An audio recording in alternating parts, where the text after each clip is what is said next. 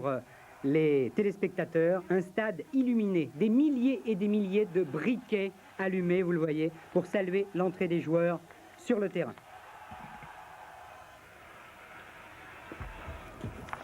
Et tout de suite, les Bordelais à l'attaque, avec Rohr qui récupère le ballon, qui donne à Giresse. Sur le flanc gauche, Giresse, Chalana, Chalana, Giresse. Le capitaine bordelais s'enfonce jusqu'à la ligne de corner et Müller qui manque cette reprise. Nous allons revoir cette action. C'est le premier raté de Dieter Müller, l'avant-centre allemand. Et malheureusement, ce ne sera pas le seul. On se retrouve maintenant dans le camp des Girondins pour l'une des rares attaques dans cette première mi-temps soviétique. Contré par Alain Giresse. Un relais avec Bernard Lacombe. Battiston. Spech plutôt. Spech qui ouvre dans le dos des défenseurs soviétiques pour Bernard Lacombe. Et c'est le premier but pour les Girondins de Bordeaux avec évidemment une immense joie de la part des Bordelais.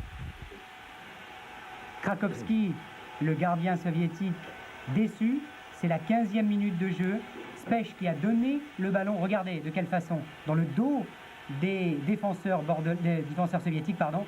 Et la grande habileté de Bernard Lacombe, là, qui en tombant a évité de toucher le ballon avec ses mains. Merci Léonard, dit Bernard en se replaçant. Bernard Lacombe, regardez, il tombe, il évite de toucher le ballon avec les mains, il se redresse et du bout du pied gauche, il bat le gardien soviétique Krakowski, 1-0 pour les Girondins, qui jouent bien en cette période, Olivier Ray. Oui, des Girondins qui maintiennent leur pression, emmenés par leur petit capitaine Alain Giresse, qui se fait faucher ici par Wisniewski, le défenseur soviétique. Alain Giresse, auteur d'un très bel 1-2 avec Müller en relais. Les Girondins de Bordeaux obtiennent un coup franc, c'est Battiston qui le tire au-dessus. À ce moment-là, les Bordelais dominent largement cette équipe soviétique. Les malheurs de Dieter Müller, deuxième épisode. Dropsy dégage pour Tigana. Tigana Girard. Girard Müller. Giresse. Giresse pour Lacombe. Et Lacombe, là, est gêné par un défenseur soviétique. Pas d'hésitation pour M. Kaiser, l'arbitre néerlandais de cette partie. Il y a pénalty, car il y avait obstruction, il y avait faute volontaire de la part du défenseur soviétique. Il pose le ballon sur le point de pénalty. Krakowski, le gardien, regarde intensément ce ballon. On revoit l'action au ralenti. Regardez, lumineuse ouverture d'Alain Giresse. Lacombe bousculé. Krakowski très concentré. Il a déjà arrêté un pénalty au cours du match des huitièmes de finale. Müller court, frappe. Et Krakowski arrête ce pénalty. Dieter Müller, deuxième occasion manquée depuis le début de ce match. Et je vous le répète, cela ne sera pas la seule non plus. Mais c'est peut-être un des tournants du match, ce pénalty raté. Il tire sur la droite du gardien soviétique. Le gardien n'a pas triché, il n'a pratiquement pas anticipé. Simplement, il a une très bonne détente horizontale. Regardez, juste une prise d'appel. Bonne détente et il va cueillir ce ballon qui n'était pas très bien envoyé du côté droit de ses filets. Grosse déception du côté bordelais qui, là encore, Olivier Ray, vont marquer le coup psychologiquement. Les Bordelais sont en effet, Gérard, groggy et les Soviétiques en profitent. Ils vont se créer leur première occasion avec un débordement de Taran et c'est Spech qui sauve son camp. On sent que les Bordelais sont marqués par le pénalty manqué de Dieter Müller. Ils vont d'ailleurs mettre plusieurs minutes avant de retrouver leur cohésion et un bon rythme. Dniepr attaque une nouvelle fois justement par Taran. Taran qui s'est fait stopper par Tigana, ici à 35 mètres des buts. C'est Sergei Pochkov qui va tirer ce coup franc. Violent. Trajectoire rectiligne à quelques centimètres des buts gardés par Dropsy. La balle est passée à côté. Ouf, on va revoir ce tir au ralenti. Pochkov, l'un des défenseurs centraux soviétiques. Regardez. Regardez la violence du tir juste à côté. Dropsy dégage, cela va un peu mieux pour les Bordelais, ils se sont psychologiquement repris, la balle circule mieux, Giresse est au départ de l'action. Müller, qui va pratiquement jusqu'à la ligne, qui centre, et regardez qui arrive, Alain Giresse. Superbe reprise de volée, Olivier Ray. Un très beau geste technique du petit capitaine bordelais, certainement l'un des meilleurs techniciens européens. Une superbe reprise de volée de l'extérieur du droit. Un très joli geste technique, mais décidément, ça ne veut pas rentrer pour les Bordelais. Les malheurs de Dieter Müller, 3e épisode. Décidément pas de réussite. Sur ce centre de Battiston, une balle relativement facile à contrôler et Müller l'a raté. Girard, Giresse. Et c'est au tour des Soviétiques de contre-attaquer. Ils sont à 3 contre 2. Taran, Potrasov sont là. Tigana, Touvenel, Girard sont revenus. C'était très dangereux pour les Bordelais. Ils s'en sortent bien.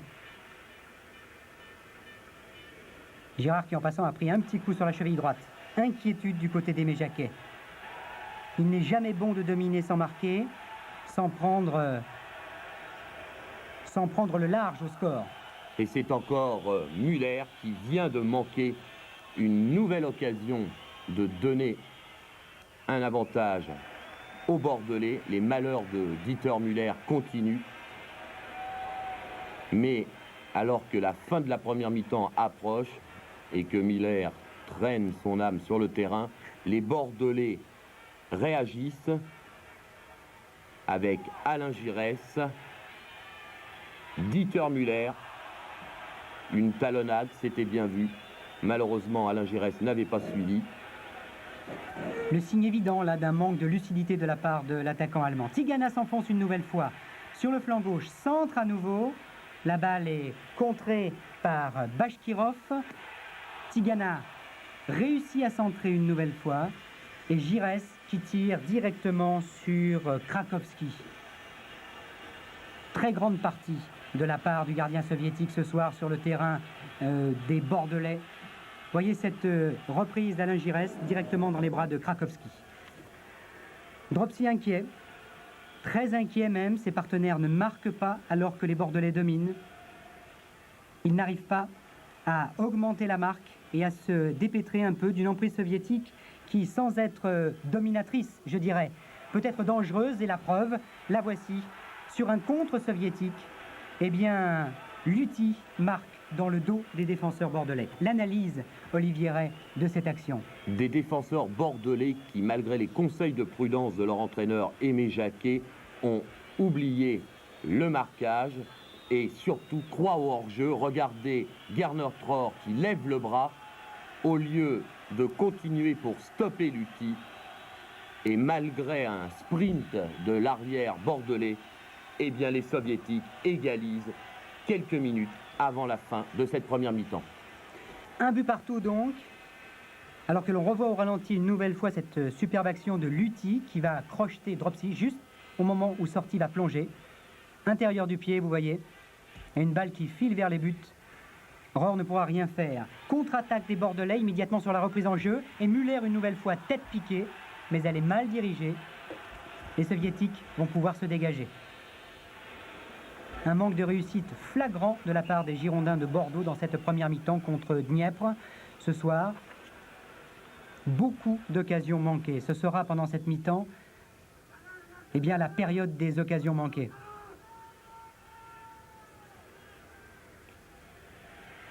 Avec les Bordelais qui repartent, le ballon pour Alain Giresse, la combe de la tête et Dieter Müller, un joli tir, mais une fois encore, Krakowski, le gardien soviétique, est là. Et cette image, c'est le malheur de ces Bordelais en première mi-temps et surtout de Dieter Müller.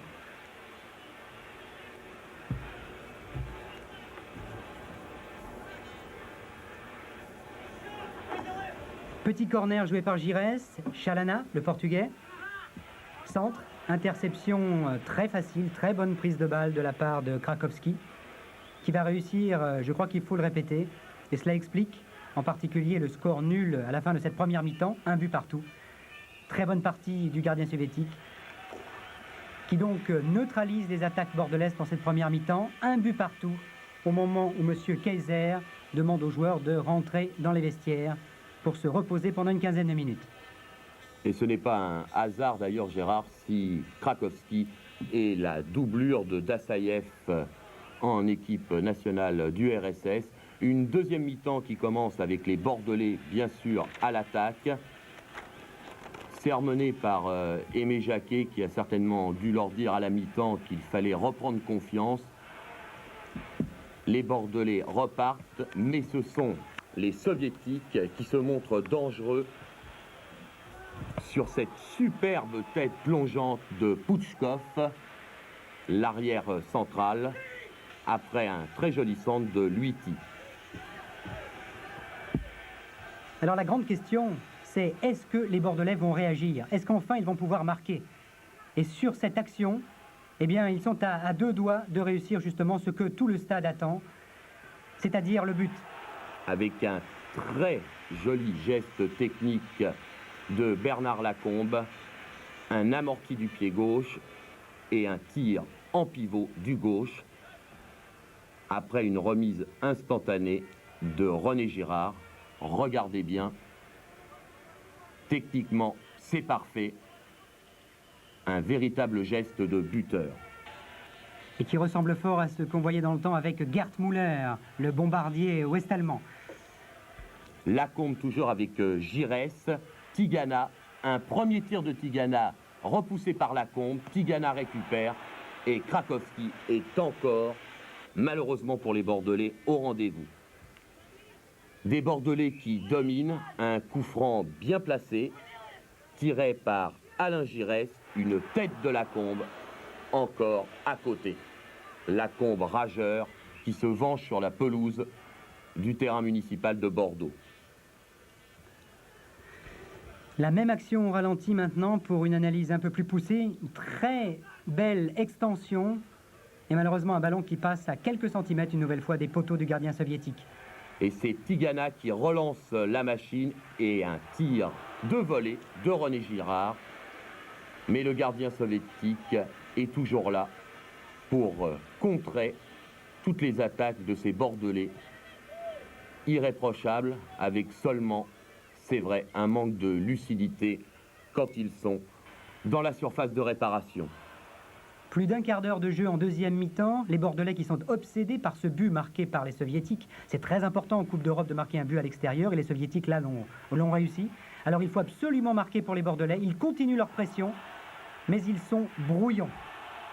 Et la meilleure preuve, c'est cette action que l'on vient de voir. Un joli centre de Rohr, mais devant, 1, 2, 3 avant Bordelais, incapables de mettre la balle au fond des filets. Un coup franc indirect sanctionné par M. Kaiser pour une faute de pas du gardien soviétique. Le tir de Battiston est contré. Et regardez bien comment les Soviétiques repartent à l'attaque avec notamment Luiti, un grand gaillard qui n'est pas sans ressembler à Oleg Blokin, une des grandes vedettes de ce football soviétique.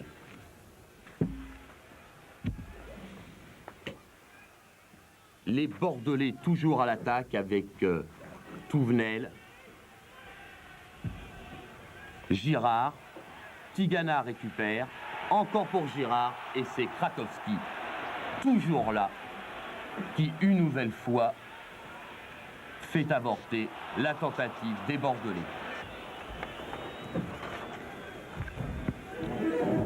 Les Bordelais continuent. Cela repart des lignes arrière avec Tigana, Touvenel, Tigana encore lui, Lacombe et Tigana. Mais la défense soviétique repousse toutes ces attaques bordelaises. Chalana, il est toujours là. Rohr, qui vient appuyer de plus en plus en cette deuxième mi-temps ses attaquants. René Girard, le ballon circule bien, Spetch, Mais malheureusement, les Soviétiques exploitent la moindre occasion pour contre-attaquer, avec notamment leurs deux attaquants, Taran, qui vient ici d'adresser un joli tir qui est passé juste à côté des buts de Dominique Dropsy. Et alors que l'on pense que les Bordelais sont plus frais physiquement, eh bien ce sont les Soviétiques qui se montrent les plus dangereux. Regardez bien, c'est également un des tournants du match. Luiti qui marque. L'arbitre refuse ce but pour un hors-jeu, mais il n'y a pas hors-jeu. Vous allez voir sur le court ralenti qui suit. Luiti n'est pas du tout hors-jeu quand Protasov lui donne le ballon, car Touvenel était là en couverture. Ce but était donc parfaitement normal. Heureusement pour les Bordelais, M. Kayser a suivi son juge de touche et a annulé ce but. Les Bordelais continuent, Gérard, avec Tigana de la tête qui passe encore juste à côté. Ce qui a été remarquable à la vision de ce match, c'est que les Bordelais se sont laissés prendre dans le piège soviétique. On se demandait un peu quelle était la valeur de ce football soviétique de Dniepr. Eh bien, au fil des minutes qui sont passées pendant ce match, on s'est rendu compte que les Soviétiques jouaient bien au football, ils jouaient bien au ballon, et que malheureusement les Bordelais trop brouillons ne pouvaient contenir ces assauts soviétiques. Les malheurs de Dieter Müller continuent. Vous l'avez vu sur cette tête magnifique, mais hors du cadre. Et finalement, les Soviétiques, ma foi, ont eu une emprise, en particulier sur la fin du match, qui a fait que ce match facile au début pour les Bordelais qui menaient 1-0, qui avait un pénalty pour eux en leur faveur, eh bien ce match a basculé et finalement les Soviétiques réalisent, ma foi, une très bonne opération ce soir.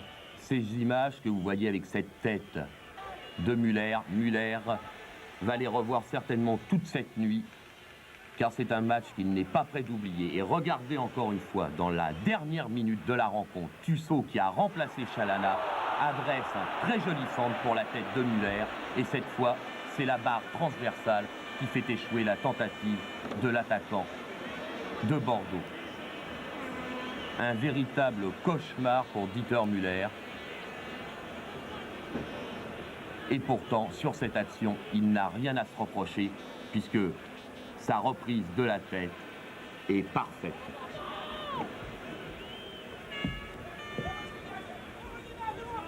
Dieter Müller, malheureux, à l'image de cette équipe bordelaise, qui, jusqu'au bout, va essayer dans les dernières secondes de prendre ce petit avantage d'un but. Mais malheureusement pour eux, l'arbitre, M. Kayser, parfait au demeurant, si ce n'est sur le but refusé aux Soviétiques, va siffler la fin de ce quart de finale aller de Coupe d'Europe des clubs champions sur le score nul de 1 partout entre Bordeaux et cette équipe soviétique de Dniepr. Voilà, c'est fini. À la mi-temps de ces quarts de finale, il n'y a pas de doute, les chances de qualification sont réduites pour cette équipe de Bordeaux. C'est malheureux car les Bordelais ont tout fait ce soir pour remporter une belle victoire. Malheureusement, avec ce pénalty raté de Dieter Müller, la mécanique bordelaise s'est grippée et finalement, les Bordelais ont raté leur match, avec ce match nul d'ailleurs qui laissait beaucoup de regrets à Aimé Jacquet, l'entraîneur de cette équipe de Bordeaux que nous allons entendre interrogé par Dominique Leglou, envoyé spécial d'Antenne 2 à Bordeaux. Aimé Jacquet, une douzaine d'occasions de but, un seul but, alors malchance ou maladresse? Je pense que les deux sont exacts. Nous avions trop bien commencé notre match pour par la suite, je dirais, un petit peu s'énerver et déjouer. Mais enfin, je dois dire que j'étais extrêmement satisfait de la première période où Bordeaux avait joué son football avec beaucoup d'entrain, beaucoup de volume de jeu, en variant ses coups. Malheureusement, la concrétisation n'est pas venue récompenser cette débauche d'énergie. Et puis par la suite, l'adversaire a pris confiance et Bordeaux n'a pas pu appuyer ses attaques comme il aurait dû le faire. Et de plus, étant toujours à la merci, je dirais, d'un contre mortel. C'est pour ça que l'équipe n'a jamais pu bien se libérer en deuxième période. Est-ce que le tournant du match n'a pas été le pénalty raté? Oui, c'est sûr que ça a pesé très très lourd, puisque Bordeaux aurait pu mener 2-0 et à partir de là,